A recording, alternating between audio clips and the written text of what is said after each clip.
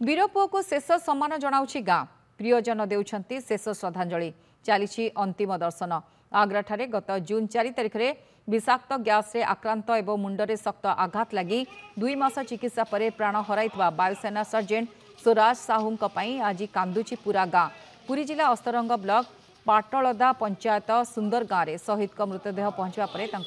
श्रद्धांजलि दि जाइछि। परिवार लोकों कांद बोबले पूरा फटी पड़ता गाँ झुरुंट परिवार लोक झुरुंट सांगसाथी स्वराज 2011 मसीह मात्र 20 वर्ष बयस वायुसेना भर्ती होते आ मात्र 34 वर्ष बयस कार्यरत अवस्था देशपाई शहीद होती वीर जवान जनक आग्रा ठारे जून 4 तारिख में शहीद स्वराज कार्यरत थिबा बेले विषाक्त गैस दुर्घटना होता। स्वराज एवं आउ 2 जन वीर जवान एक घर निजक रक्षा करने को बाहुवा बेले गुरुतर अवस्था मुंडरे शक्त आघात लगी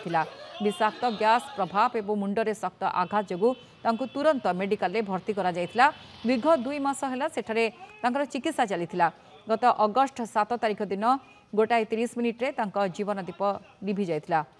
तेबे सुंदर गाँवर शिक्षाविद तथा हिंदी शिक्षक अच्युतानंद साहू बड़ पुओ स्वराज साहू पुओ को हराई बापा माँ बाक्शून्य हो जाइथिबा बेले पत्नी पूरा पूरी पत्थर पलटि जाइछन्ती। 4 वर्षर पुओ कौन होइछि से किछि बुझी पारुनी।